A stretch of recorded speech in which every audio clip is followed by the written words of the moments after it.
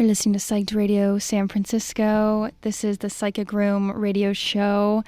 And we got Alex Maas on the line. How's it going, Alex? Hey there, how's it going? It's good. So glad to have you. Yeah, good to be here. Yeah, we're if you haven't noticed, my show is all psych rock and all stuff like Yes. that. So yeah, I'm a huge fan. I think all your music is great. And Oh, thank you. yeah, and so yeah, let's just get started. I mean, if anyone knows, the Black Angels or Levitation, I'm sure they know of you. And I just wanted to I just want to do an overview first because there's so much that you do and there's so much cool stuff that you are a part of. So I guess I would love to hear how things went from the Black Angels, then went to Psych Fest, then Levitation, and how all that kind of just happened in fruition. Okay, yeah. How much time do you have? Oh, yeah. I'm joking. No, well, I mean, look, so I went to school with Christian Bland, who we started the band with. Right. So I've known him since I was 11 or 12 years old, school. Wow. We go way back. So I'll give you the brief kind of rundown. We kind of had a creative energy connection between us back in the day, pre-music, pre-high school even. Right. He went off to college, I went off to college, and one day he called me back up and he said, "Hey, what are you up to?" I was like, "Oh, I'm just, playing music with some people." He's like, "Oh, I've been playing a lot of music too." So we get together. He moves back to Austin to go to UT, and I'm going to Texas State, and we, he calls me and we get together. We get together, play some music, and we wrote 8 or 9 songs that first time. I hadn't seen him in probably 3 or 4 years, and so just this super strong musical connection bond that we had together, right. and it felt real natural and easy, and it was just a really great energy between us. And so with that, we went off to we started trying to find some other people to play music with, and we eventually met Stephanie, our drummer. Oh man, I am a huge fan of Stephanie. She is insane. Wow. Where did you meet her? Yes. One of her friends saw a post that we had posted on the UT campus. We were looking for a drummer. Oh wow! Looking for a drummer. So old school. We're looking for a drummer, Mo Tucker style meets Black Rebel Motorcycle Club. Cool. And a friend of hers had seen it and was like, "Hey, this group called the Black Angels is looking for a drummer." And at the same time, there was this major hacker group that was hacking people's computers, and they were called the Black Angels. Oh wow. And so she was she's afraid to get back to us, so it took a minute because she thought it was she didn't know what it was. Dang. Anyways, we get together, feels really good. We start adding other people, start adding our members. Long story short, we become the Black Angels. Fully I'll get into the festival aspect. We were touring a bunch and started hearing a bunch of different bands from other cities, and we would come back home, and there was just no kind of festival or a big group, like a community here. There was a community, right, but it was pretty small in terms of psychedelic rock and roll. And we decided that we should have a psychedelic music gathering, a party. We called it Levitation, or Austin Psych Fest, which became Levitation. Mm-hmm. The first year was 12, 14 bands, something like that, and it just grew and grew and became something bigger. Became something much bigger. Fast forward 15 years, 20 years, I don't even know how long it's been, and now we're having this festival still. 1 second, sorry. We're still having this festival, and it's supported by the music, the community, and it's grown to other cities, and right, here we are talking. Yeah, right. Yeah, so I actually grew up in Austin, so I've definitely seen like how everything transformed and whatnot. But that's super cool. So I'm guessing you took a lot of your connections through the Black Angels, and that's what kind of made it easier to start a festival. Yeah, no, absolutely. Yeah. Started the festival, uh, yeah, with, yeah, the contacts we had and also, eventually partnered up with another high school friend of ours, Rob Fitzpatrick, who is kind of like, the day-to-day manager of the festival. Went to high school with him. So it's kind of this just group of people that have known each other for a super long time. And we all had that shared the same vision of wanting to kind of nurture and water this thing and see kind of what happens with it. Right. Yeah, that was the one thing from Levitation. I mean, I love the bands that play. It's just, I mean, every show I love going to, but it's also the merch. The merch is just insane. It's like the coolest merch I've ever seen, and I'm just like always trying to buy some stuff. Thank you. Yeah, it's honestly we have a huge list of amazing artists that we work with, and from the beginning, I wish we could take credit for all the artwork. We can't. There's a bunch of amazing artists with the posters and T-shirts and everything, but Christian and Rob are both come from graphic design backgrounds, and for the Black Angels specifically speaking, we always kind of wanted the visual, both live visual aspect of the show, whether it's projections or cool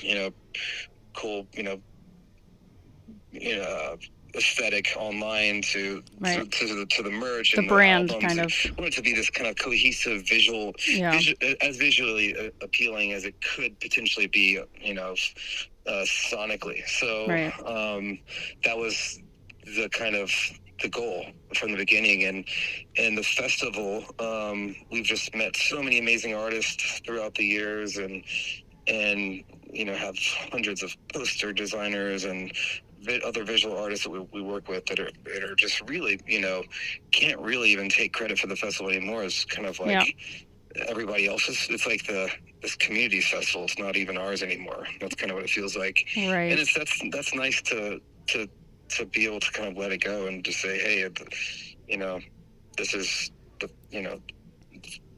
fans festival, right? And that's kind of how it feels.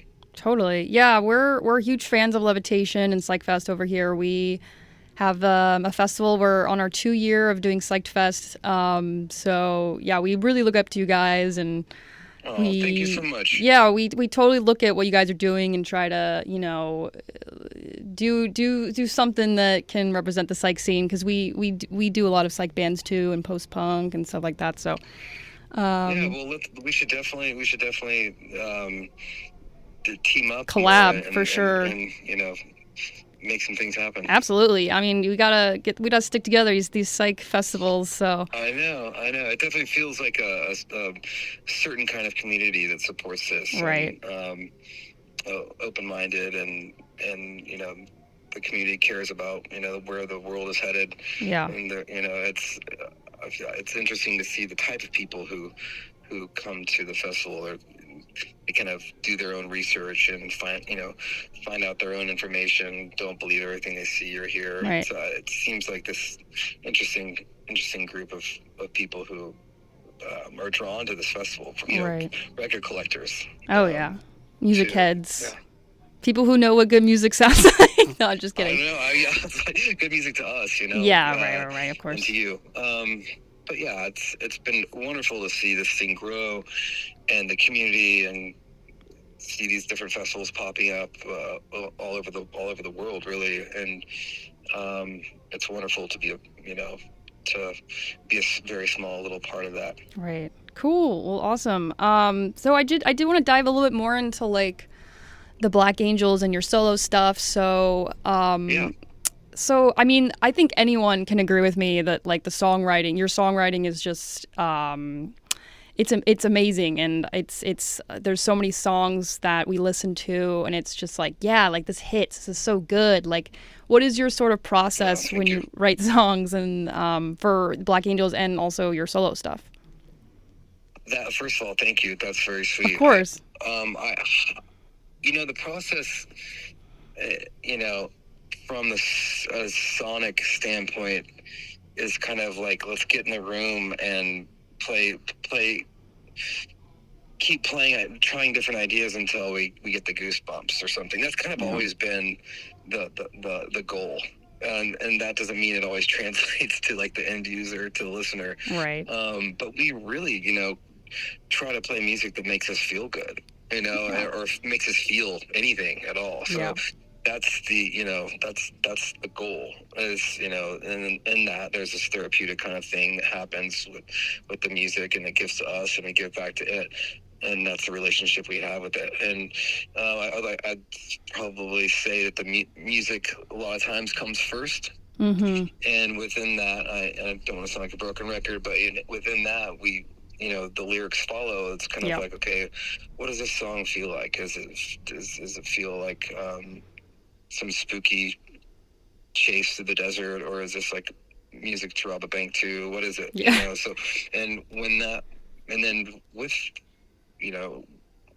with the music, with kind of the music kind of guides the lyrical content, and obviously we have a say in where that goes, and but that's kind of the process for us, more or less. I think after having children, I think my process has slightly changed a little more in the fact that I'm lucky enough to see the world from a different perspective, from a child's perspective, which is kind of amazing to start over. Yeah. To have that, it's really been and I mean, I didn't realize how